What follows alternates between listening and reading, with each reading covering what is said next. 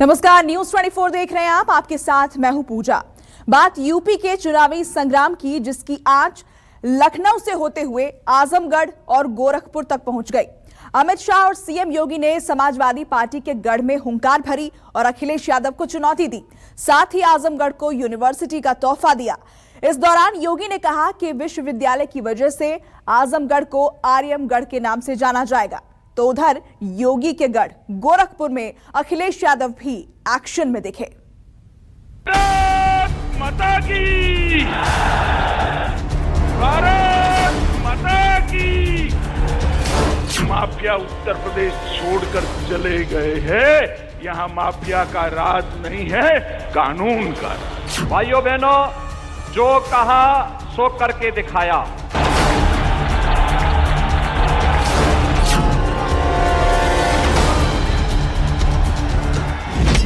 आजमगढ़ की सभी विधानसभा सीटों में कमल खिलने वाला है। आने वाले समय में परिवर्तन होना तय है और बदलाव होके रहेगा। उत्तर प्रदेश में 300 पार वाली भारतीय जनता पार्टी की सरकार।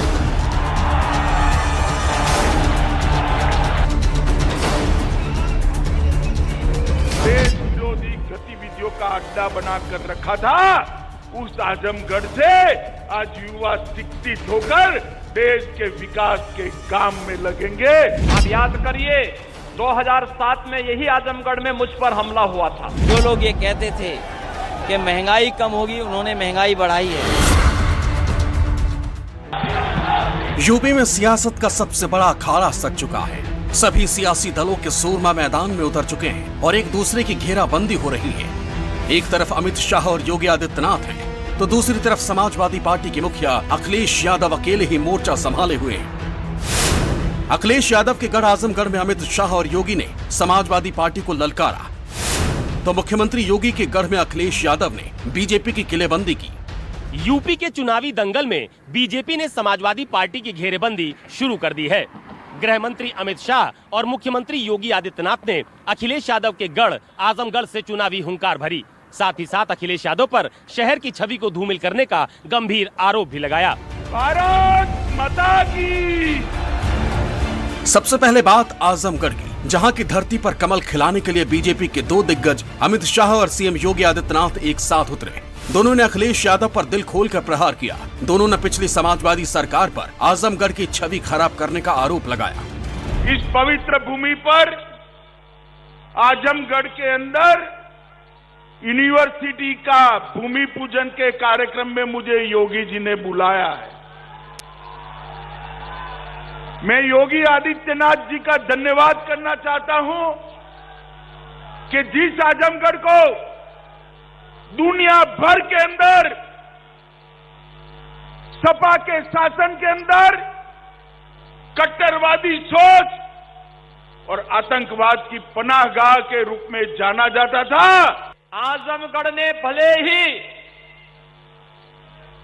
दो पूर्व मुख्यमंत्री दिए हो, लोकसभा में सांसद चुन करके भेजे हो, लेकिन उनके कारण आजमगढ़ की पहचान धूमिल ही हुई है। पहचान का संकट आजमगढ़ के सामने उन्होंने हमेशा खड़ा किया था।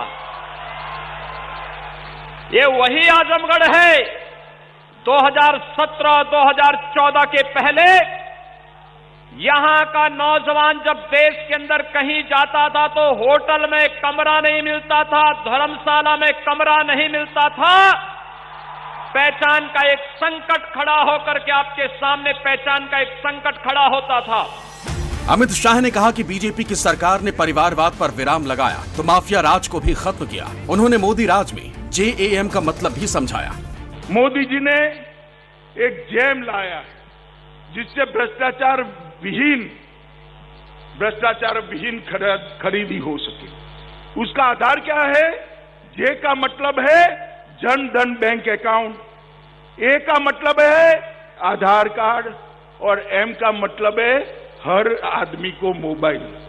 अब जब मैं कहीं बोला ऐसा गुजरात में, तो एक समाजवादी पार्टी के नेता बोले हम भी जैम लाए हैं। मुझे थोड़ा आश्चर्य लगा। मैंने एक पत्रकार को पूछा कि भाई ये कौन सा जैम लाए, जरा जांच करो तो। उसने कहा आपको मालूम नहीं है? मैंने बोला नहीं, मुझे नहीं मालूम है। उन्होंने कहा उनके जैम का मतलब है जे से जिन्ना, ए से आजम खान और एम से मुख्तार। आज क्या किसी की हिम्मत है कि संग से कोई सरेआम हत्या कर ले? आज कोई गुंडा किसी राह चलती हुई बेटी और बहन को छेड़ने का दुस्साहस कर पाएगा? अगर कोई करेगा तो उसे मालूम है कि दुर्योधन और दुशासन के क्या हाल हुए थे। आजमगढ़ से बीजेपी की ये ललकार ऐसी ही नहीं है, बल्कि इसके पीछे की वजह सियासी है। ये इलाका समाजवादी पार्टी का गढ़ रहा है। ऐसे में बीजेपी की पूरी कोशिश यहाँ किसी भी तरह से सेंधमारी हो जाए। पिछले विधानसभा चुनाव में भारतीय जनता पार्टी को सपा बसपा ने चारों खाने चित कर दिया था। 10 विधानसभा सीटों में सिर्फ एक सीट पर कमल खिला, लेकिन अमित शाह आप कह रहे हैं कि अब की आजमगढ़ की सभी सीटों पर कमल खिलेगा।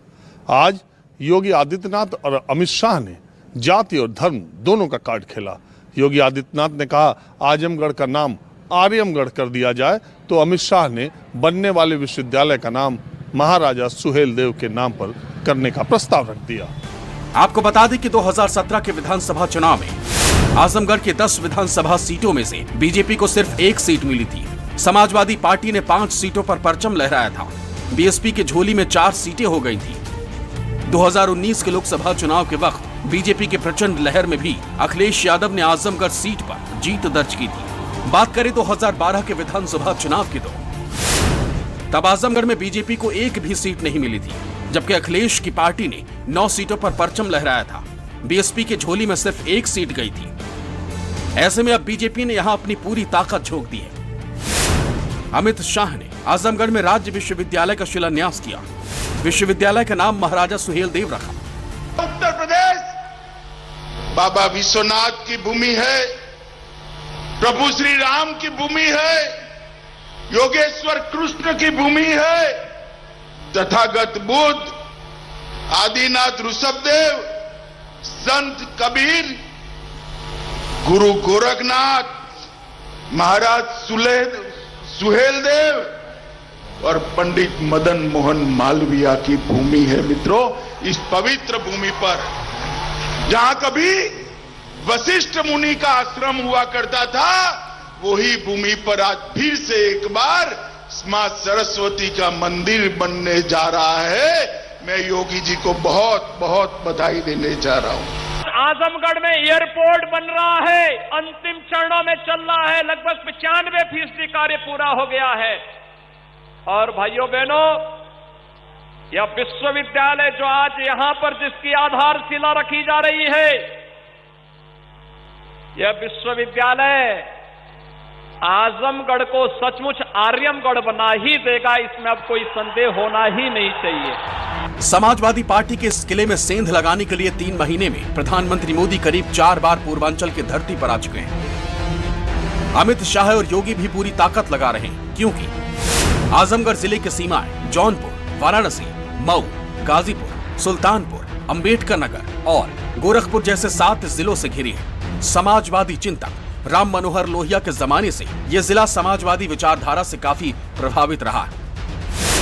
आजमगढ़ में यादव मुस्लिम वोटर 45% हैं, जबकि अगड़ी जातियां 24%, दलित 30% हैं। और इसी सामाजिक समीकरण की वजह से यह जिला समाजवादी पार्टी का गढ़ बना हुआ है।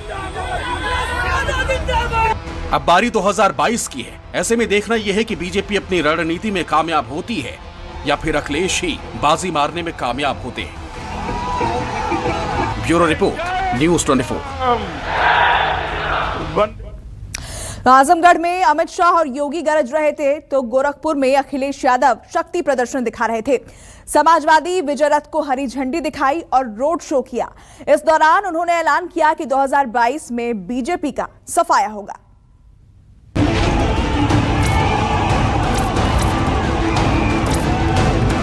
गोरखपुर की जनता इंतजार कर रही थी विकास का, लेकिन गोरखपुर में नाव से चलना पड़ रहा है।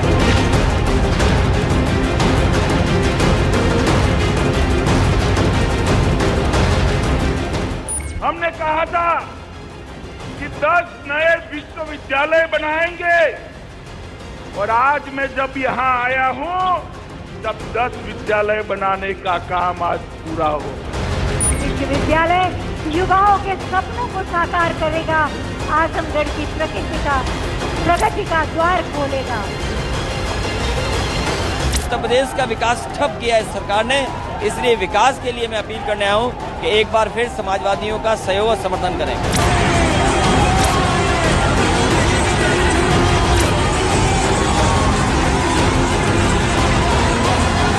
आज पूर्वांचल एक्सप्रेसवे आपके विकास की धुरी बन रही है। भारत माता की। जैसे जैसे वक्त बीतता जा रहा है, यूपी का सियासी पारा हाई होता जा रहा है। 2022 के सत्ता का संग्राम लखनऊ से होते हुए पूर्वांचल की धरती आजमगढ़ और गोरखपुर पहुंच चुका है। आजमगढ़ में अमित शाह और योगी ने समाजवादी पार्टी का किला ढहाने की कोशिश की, तो गोरखपुर में अखिलेश ने अपनी समाजवादी विजय यात्रा को रवाना किया। अखिलेश के गढ़ में बीजेपी तो योगी के गढ़ में अखिलेश यादव सेंधमारी की कोशिश में है। समाजवादी पार्टी के राष्ट्रीय अध्यक्ष अखिलेश यादव ने आज गोरखपुर में समाजवादी विजय रथ यात्रा निकाली और योगी सरकार पर ताबड़तोड़ हमले भी किए। जिस तरह से आजमगढ़ बीजेपी के लिए अभेद किले की तरह रहा है, ठीक उसी तरह से गोरखपुर में समाजवादी पार्टी की साख का सवाल रहा है। और अब बारी 2022 की, इसलिए अखिलेश पूरी ताकत के साथ मैदान में है।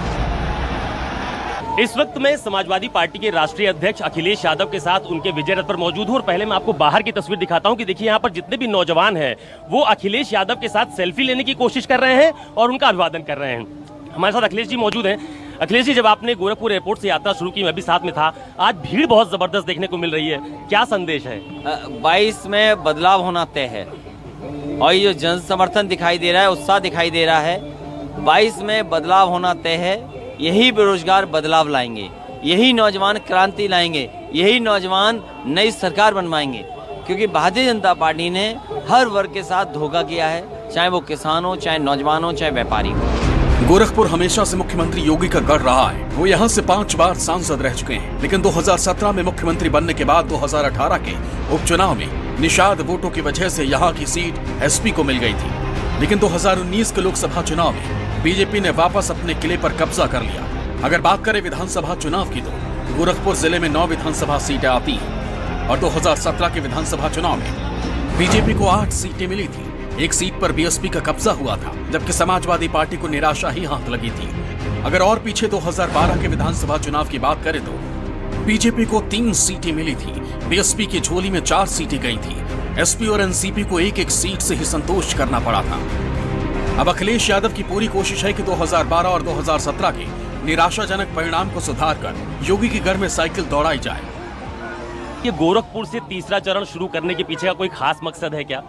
क्योंकि मुख्यमंत्री जी जो हैं वो गोरखपुर के हैं और गोरखपुर में जो विकास का वादा किया था, विकास तो नहीं हुआ। लोगों को नाव चलानी पड़ रही है, पूरी बरसात में नाव से चलना पड़ा उन्हें। विकास के नाम पर जो गोरखपुर की जनता को धोखा दिया, ये कई समय पर ये प्रचार करते हैं कि ईज ऑफ डूइंग बिजनेस।